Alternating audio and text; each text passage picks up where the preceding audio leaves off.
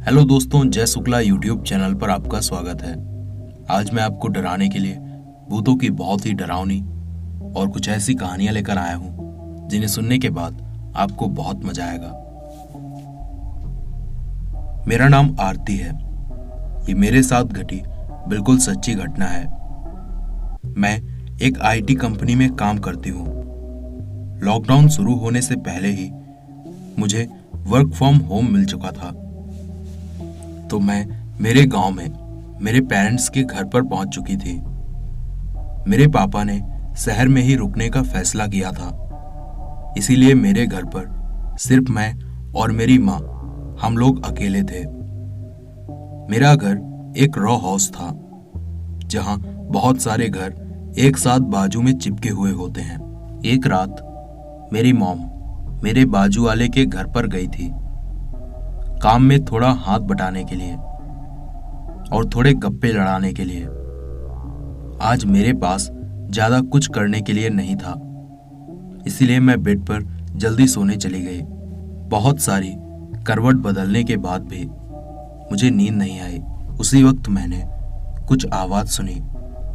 किसी के कदम सीढ़ियों से चढ़कर मेरे रूम की तरफ ही आ रहे थे। मैंने सोचा कि ये मेरे मॉम ही होंगे।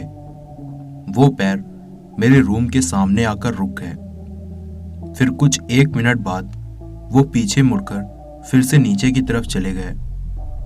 उसके बाद मुझे किचन से आवाजें आने लगी। वो आवाजें ऐसी थी जैसे कि सब किचन के कैबिनेट्स और बर्तन एक साथ आपस में टकरा रहे हों। मुझे बेड से उठकर नीचे जाकर देखने में बहुत आलस आ रहा था, इसीलिए मैंने मेरा मोबाइल उठाया और मेरी मॉम को मैसेज किया कि थोड़ा आवाज कम करिए। मैंने मेरा फोन साइड में रखा और मेरे बेड पर लेटकर मेरे ऊपर चादर ओढ़ ली। मेरी मॉम सीढ़ियों से चढ़कर मेरे रूम की तरफ तेजी से बढ़ रही थी। उन्होंने मेरे रूम का दरवाजा खोला, पर वो रूम के अंदर नहीं आई। मेरे घर की लाइटें बंद थी, इसीलिए मुझे उनका चेहरा नहीं दिखाई दिया। सिर्फ अंधेरे में उनका शरीर का शेप दिख रहा था, लेकिन उनकी गर्दन थोड़ी आगे की तरफ झुकी हुई थी। मैंने उनसे थोड़ा गुस्सा होकर कहा, ज्यादा आवाज मत करिए और मुझे सोने दें। लेकिन मुझे उनकी तरफ से कोई रिस्पॉन्स नहीं आया। मैं मेरे बेड से उठा और उनकी तरफ देखने लगा। उसी वक्त साइड में टेबल पर रखा हुआ मेरा फोन वाइब्रेट हुआ। मैंने मेरी मोबाइल की नोटिफिकेशन देखी तो मुझे मेरी मॉम से मैसेज आया था। मैसेज में लिखा था कि मैं घर पर नहीं हूं। मैंने मेरा फोन शांति से बेड पर रखा और उस दरवाजे की तरफ देखने लगा। वो दरवाजे के पास खड़ा हुआ व्यक्ति मेरी मॉम नहीं थी। मैं अंदर से डरा हुआ था, लेकिन मैंने मेरा दिमाग शांत रखा। मैंने थोड़ी एक्टिंग की और उनसे कहा, मॉम मुझे सोने दो, अभी आप जाओ। मैंने ये इसीलिए कहा ताकि मुझे मॉम को मैसेज करने का मौका मिले, और उसके बाद मैंने वही किया। मैंने मॉम को मैसेज किया कि हमारे घर पर कोई तो घुस आया है और जल्द से जल्द पुलिस को बुला लो। उसी वक्त रूम में जो शांति थी वो टूट गई। कोई बूढ़ी औरत एक टूटी सी आवाज में बोल रही थी, बेटा मुझे बहुत प्यास लगी है, क्या तुम मुझे थोड़ा सा खून पिला दोगे? ये सुनकर मेरा दिमाग एकदम सुन्न पड़ चुका था। वो कंटिन्यूअसली ये बोलते जा रही थी, मेरी प्यास बुझाओ ना, और धीरे धीरे मेरे करीब आ रही थी। देखते ही देखते वो मेरे बेहद करीब पहुंच चुकी थी। उसने मेरे सर पर उसका हाथ रखा और कहने लगी, तुम्हारी जैसी जवान लड़की का खून मेरी प्यास आराम से बुझा देगा। मैं जोर से चिल्लाई और उसे धक्का मारकर मेरे रूम के बाहर भाग गया और मेरे रूम का दरवाजा मैंने पकड़कर बाहर से लॉक कर दिया। वो अंदर से उस दरवाजे को खोलने की कोशिश कर रही थी। मैंने मेरा सारा जोर लगाकर उस दरवाजे को बंद करके रखा। उस बूढ़ी औरत में बहुत दम था। अब मेरे से ज्यादा देर तक दरवाजा बंद नहीं रहेगा। कुछ 10 सेकंड बाद ही मेरे घर पर पुलिस और मॉम दोनों आ गए। तब जाकर मैंने दरवाजा छोड़ दिया और नीचे भागकर मेरी मॉम को गले लगा दिया। पुलिस ने ऊपर जाकर अपना काम कर दिया, उसे अरेस्ट करके लेकर गई। मैंने पुलिस को सारी बातें सच सच बता दी और पुलिस ने कहा कि इनकी दिमागी हालत की जांच करनी पड़ेगी। तो ये थी हमारी पहली कहानी। आइए अगली कहानी की तरफ बढ़ते हैं। मेरा नाम शाहनवाज है और मेरा दोस्त जिसका नाम जिसान है, वो एक ड्राइवर है। वो बताता है कि वो उड़ीसा से मुंबई हमेशा ट्रक लेकर चलता है और आज से नहीं, वो पिछले कई सालों से उसका यही काम कर रहा है। वो बताता है कि एक दिन उसके बड़े मामा अचानक घर पे खाना खाते खाते एक बात बोलने लगे कि राजू को उसी ने मारा होगा। ये बात तब की है जब उसके मामा ट्रक चलाया करते थे। आज तो उसके मामा रिटायर हो चुके हैं और उसके मामा भी उड़ीसा से मुंबई यानी कि महाराष्ट्र में ट्रक लाया करते थे और उन लोगों का यही काम हुआ करता था। उनके सर्कल में एक आदमी था जो कि ट्रक ड्राइवर था। उसी का नाम था राजू। मामा को उसका बहुत ही गहरा सदमा लगा। हम लोग मामा से कई दिनों तक पूछते रहे कि क्या बात है, क्या हुआ था राजू को, लेकिन बस वो घबराए हुए हमेशा एक ही बात कहते थे कि राजू को उसी ने मारा है। जबकि राजू मेरे मामा का बहुत ही अच्छा दोस्त हुआ करता था। मैंने फिर जिसान से पूछा कि मामा ने बताया कि राजू को किसने मारा और क्यों मारा। उसने कहा कि हाँ, मामा ने बताया, लेकिन काफी समय के बाद, क्योंकि मामा बहुत ही घबराए हुए लगते थे। फिर वजह बताने से पहले जिसान ने कहा कि जब भी हम लोग उड़ीसा से ट्रक लेकर महाराष्ट्र में जाते हैं तो जैसे ही महाराष्ट्र में इंटर करते हैं उसके कुछ ही देर बाद लगभग 20 से 25 मिनट के बाद राइट साइड पे एक बड़ा सा कॉलेज आता है जो कि पिछले कई दिनों से बंद है। बल्कि आप लोग ये भी कह सकते हो कि 4-5 सालों से बंद होगा। और ये बात जिसान ने मुझे आज से 5 साल पहले बताई थी। पता नहीं वो कॉलेज बंद कैसे हुआ, क्या हुआ, मुझे उसके बारे में कुछ पता नहीं था। लेकिन लोगों का कहना है जो ट्रक लेकर जाते हैं कि रात में कई बार ऐसा हुआ है। एक लड़की ठीक उसी कॉलेज के ही सामने हाथ दिखाते हुए दिखाई देती है और वो लिफ्ट मांगती है।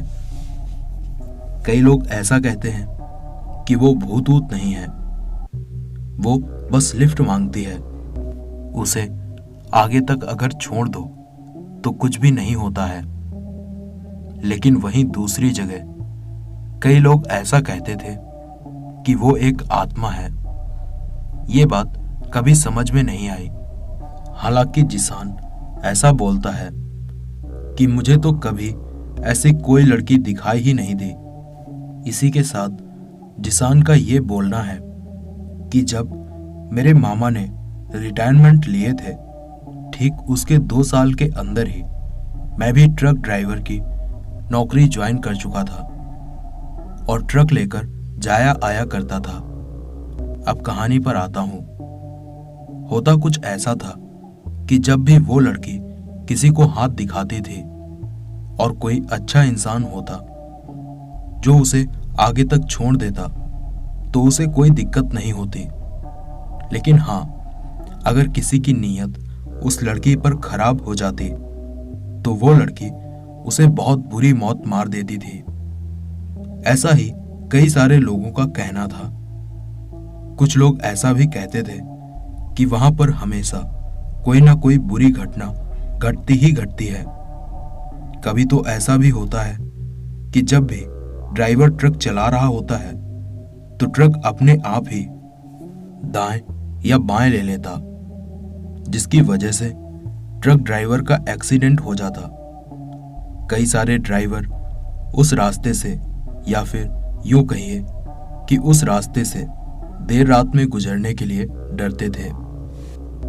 उन्हें जब भी जाना होता था तो उड़ीसा से ऐसे समय पर निकलते थे कि जब महाराष्ट्र में एंटर हो रहे हो, तब दिन का समय चल रहा हो। ये हालत लोगों की बहुत बुरी करते जा रही थी। इसी के साथ जिसान ने यह भी बताया कि जब महाराष्ट्र में वो कॉलेज गुजर जाती है तो लगभग उसके 5 मिनट के बाद कुछ औरतें दिखाई देती हैं जिनके हाथ में टॉर्च होता है। वो शायद गलत काम करती हैं और टॉर्च से लोगों को इशारा करके अपने पास बुलाती हैं। उनमें से कई ट्रक ड्राइवर ऐसे भी थे जो वहां पर जाया करते थे, लेकिन ना मामा गए और ना ही कभी जिसान वहां पर गया। अब दोस्तों बताता हूं कि दरअसल मामा के साथ क्या हुआ। मामा बताते हैं कि जब मैं एक रात वहां से गुजर रहा था, तब एक लड़की उसी कॉलेज के सामने मुझे हाथ दिखाने लगी। उस वक्त तक मुझे इतना ज्यादा उस लड़की के बारे में पता ही नहीं था। वो लड़की ने जब हाथ दिखाया तो मैंने ट्रक रोक दिया। वो लड़की ट्रक में चढ़कर बैठ गई। मैं एक बात ये समझ चुका था कि वो लड़की काफी शरीफ और अच्छी है, क्योंकि ना तो उसके हाथ में कोई टॉर्च था और ना ही वो कुछ गलत टाइप की लड़की लग रही थी। मैंने उसे लिफ्ट दे दी। मैंने उससे कहा कि बेटी, तुमको कहाँ जाना है? वो कहने लगी कि बस थोड़ा ही आगे, मैं वहां पर उतर जाऊंगी। फिर थोड़ा आगे जाने के बाद वो लड़की एक ट्रक जो कि उल्टा वहां पर पड़ा हुआ था और उसे देखकर लग रहा था कि उस ट्रक का बहुत बुरी तरह से एक्सीडेंट हो चुका है। वो लड़की मुझसे कहने लगी कि मुझे यहीं पर उतार दो। फिर मामा ने कहा कि बेटा, तुम अगर यहां पर उतर जाओगे तो हो सकता है कि तुम बहुत बुरी तरह से फंस जाओ, क्योंकि यहां पर एक बहुत बुरा ट्रक का एक्सीडेंट हो चुका है। वो लड़की मुस्कुराई और कहने लगी कि आप बहुत अच्छे इंसान हो, इसीलिए बच गए और मैं बिल्कुल भी नहीं फंसूंगी और ना ही मुझे कोई फंसा सकेगा। ये कहकर वो नीचे उतर गई। मामा जी उस लड़की की तरफ देखे जा रहे थे। वो लड़की से बोले कि बेटा, ये तुम क्या बक रही हो? तुम पागल हो? वो लड़की इसके बाद रोते हुए बोलने लगी, मुझे अब कोई नहीं फंसा सकता। मैंने आपको कहा ना, और ना ही अब मुझे फंसाने वाले इस दुनिया में जिंदा बचे हैं। मामा कहते हैं कि मुझे उसकी ये सारी बात समझ में ही नहीं आ रही थी कि वो क्या बक रही है। फिर मामा ने उससे कहा कि तुम रहती कहाँ हो? तब उसने मामा को कहा कि जिस कॉलेज के पास से आपने मुझे लाया है, मैं ठीक उसी कॉलेज में रहती हूँ। मामा का कहना यह था कि वो कॉलेज तो पहले से ही खंडर बन चुका था, उसमें भला कोई इंसान कैसे रह सकता है, और उस कॉलेज के आसपास तो कोई बस्ती भी नहीं है। इसके बाद अचानक से वो लड़की बोल पड़ी कि जब मैंने आपसे लिफ्ट ली थी, उसी से पहले मुझे ये ट्रक ड्राइवर ने लिफ्ट दिया और इसकी नीयत मुझे ठीक नहीं लगी, इसीलिए मैंने इसे कुत्ते की मौत मार दिया।